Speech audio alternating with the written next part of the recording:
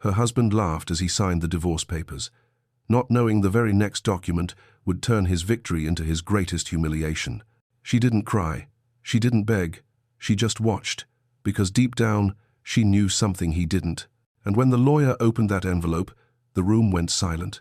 By the time the truth was revealed, everyone realized this wasn't just a divorce.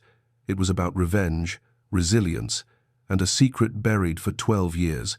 Before we dive deeper, let us know in the comments where you're watching from.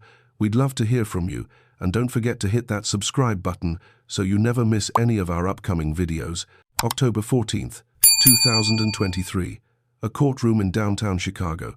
The air thick with tension and expensive cologne. On one side of the mahogany table sat Alexander Bennett, 43, in a custom Italian suit that cost more than most people's monthly rent. His attorney, Marcus Reed, was arranging papers with the kind of precision that comes from winning. On the other side sat Naomi Bennett, 39, in a simple grey dress, her hands folded in her lap, her face unreadable, no tears, no trembling. Just an eerie calm that made the paralegal in the corner glance at her twice. Alexander leaned back in his chair, fingers drumming against the armrest like a man who'd already won. He whispered something to Marcus, and they both smirked. The kind of smirk that makes your stomach turn. But Naomi didn't flinch. She just stared at the stack of papers between them, her wedding ring already gone, a pale circle of skin marking where it used to be. The judge hadn't arrived yet.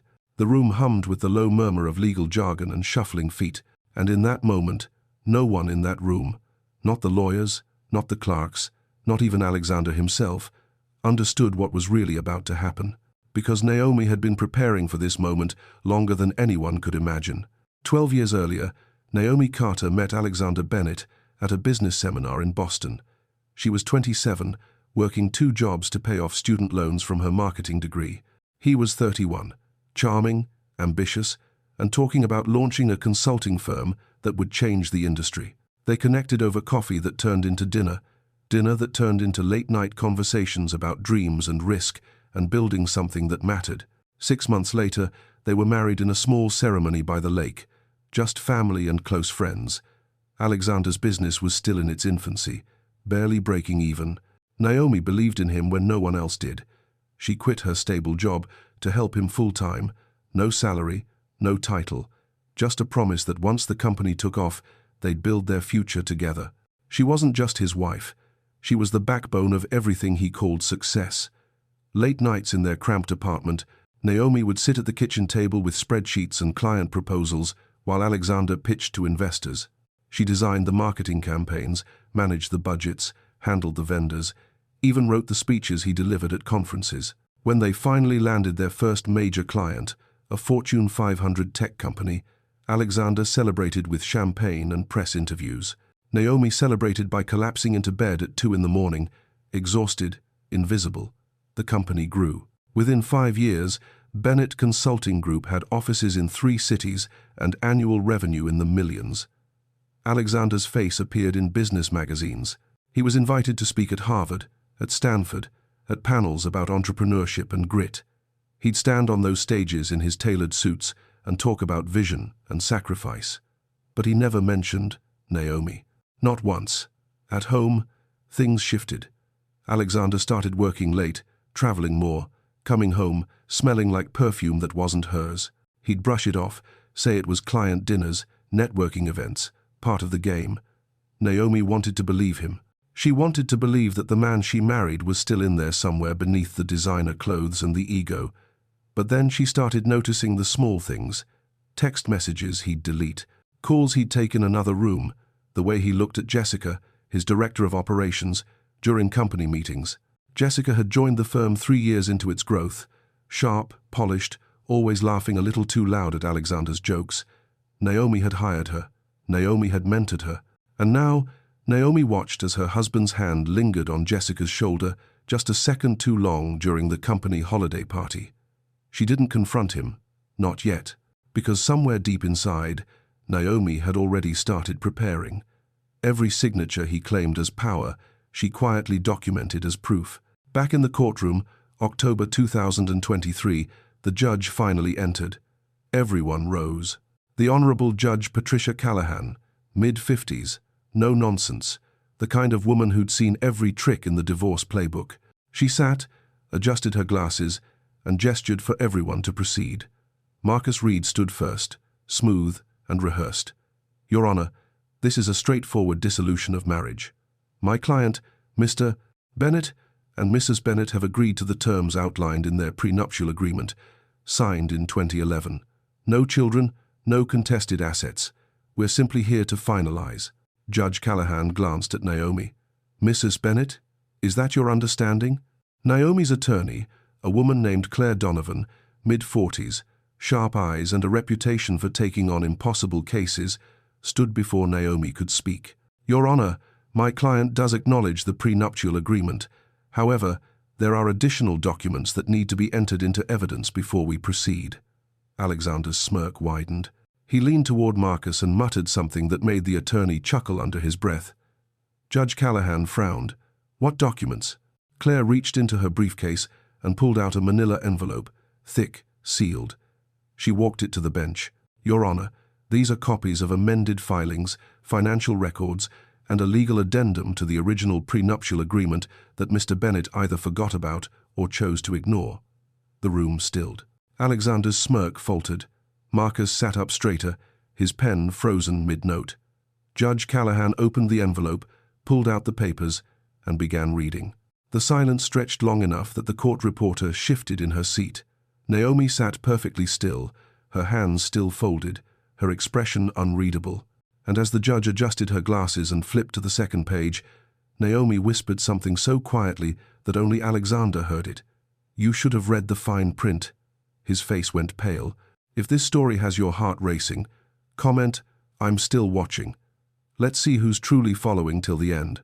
2 years before the divorce, Naomi had started to suspect that Alexander wasn't just cheating, he was planning. She'd overheard a phone call late one night when he thought she was asleep. He was talking to Marcus Reed, his attorney, about asset protection, about making sure the business stayed untouchable, about timing. That's when Naomi realized he wasn't just having an affair. He was preparing to leave her with nothing. She could have confronted him.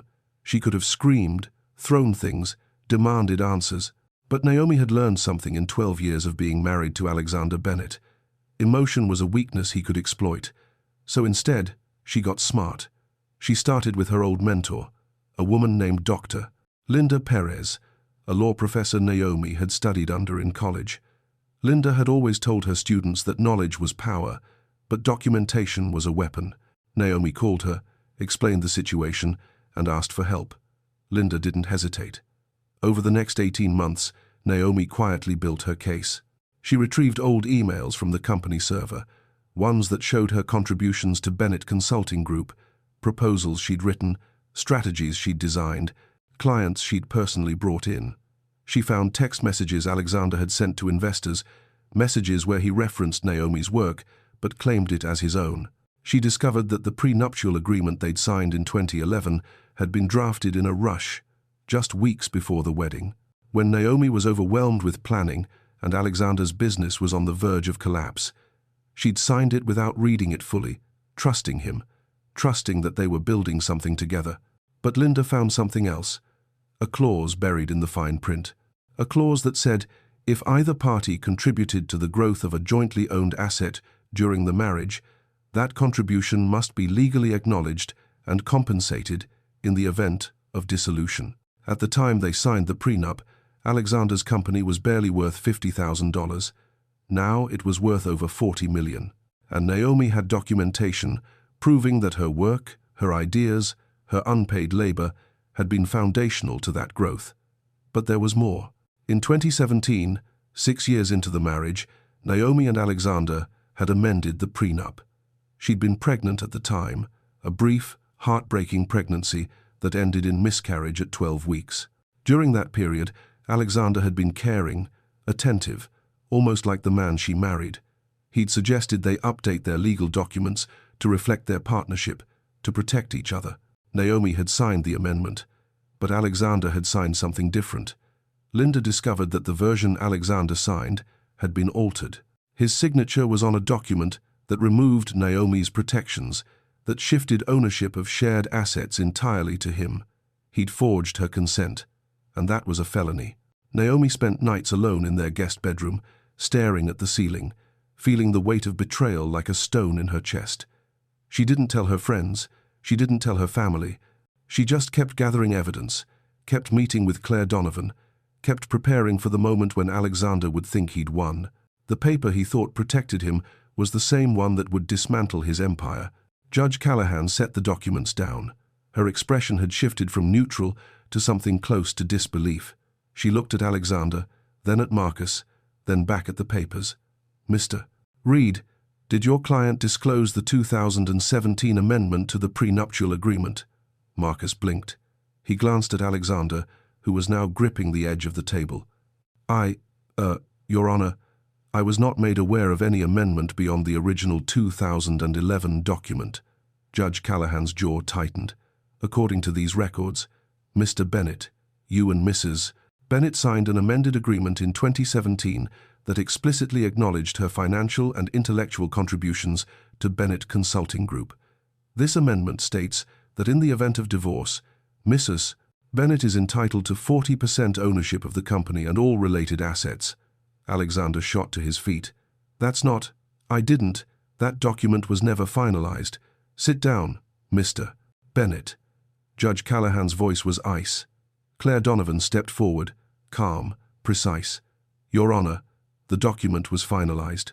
It was notarized, filed with the county clerk, and legally binding. What Mr. Bennett may not have realized is that the version he altered and presented to my client was fraudulent. We have the original notarized copy, complete with timestamps and witness signatures." The courtroom erupted in whispers. Marcus was flipping through his own files, his face red. Alexander was shaking his head, his mouth opening and closing like he couldn't find words. Judge Callahan held up a hand for silence. She looked directly at Alexander. "Mr. Bennett, did you knowingly present your wife with a falsified legal document?" "No. This is a misunderstanding." "It's not a misunderstanding, Your Honor." Claire's voice cut through the noise. "It's fraud, and we have evidence that Mr. Bennett used company resources built in part by my client, to fund personal expenses, including gifts and trips for his extramarital relationship with Miss Jessica Torres, his director of operations." Naomi finally looked at Alexander, not with anger, not with triumph, just with a quiet, devastating certainty. Alexander sank back into his chair. His hands were trembling. Marcus was whispering urgently in his ear, but it was too late. Judge Callahan closed the file. "Based on the evidence presented, I'm ordering a full forensic audit of Bennett Consulting Group, Mrs. Bennett's claim to ownership and compensation will be evaluated under the terms of the 2017 amendment, which I am recognizing as valid and binding. Furthermore, I'm referring this case to the District Attorney's Office for potential fraud charges against Mr. Bennett." She looked at Naomi. "Mrs. Bennett, I'm granting a temporary injunction, freezing all major assets of Bennett Consulting Group until this matter is resolved." Alexander's empire, the one he'd built on Naomi's back and protected with lies, was crumbling in real time. He laughed when he signed, but the court didn't. 3 months later, the forensic audit confirmed everything.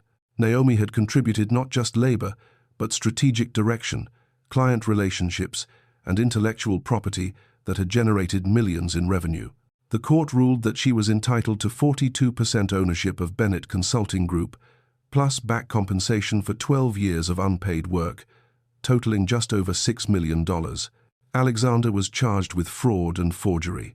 He pled guilty to avoid trial, received 2 years probation, community service, and a permanent stain on his professional reputation. Jessica Torres resigned quietly, her name now linked to a scandal she'd never escape. Bennett Consulting Group rebranded. Naomi didn't stay involved in daily operations. She didn't want to, but she made sure her name was on every legal document, every contract, every piece of the foundation she'd built. She sold her shares a year later to a private equity firm and used the money to start a non-profit helping women leaving abusive or exploitative marriages, offering legal support, financial literacy, and mentorship. She named it The Quiet Fight, because that's what it had been. Not loud, not violent, just relentless, patient, and rooted in truth. Naomi never remarried. She didn't need to. She'd spent 12 years building someone else's dream. Now she was building her own. Strength isn't always loud. Sometimes it waits quietly until the truth speaks. So let me ask you this. If you were in Naomi's position, would you have fought back the way she did, or would you have walked away the moment you knew? Would you have had the patience to document everything, to wait, to let him think he'd won? And what about Alexander? Was he a villain, or just a man who got lost in his own success? Do people like him deserve a second chance, or do they deserve exactly what they got?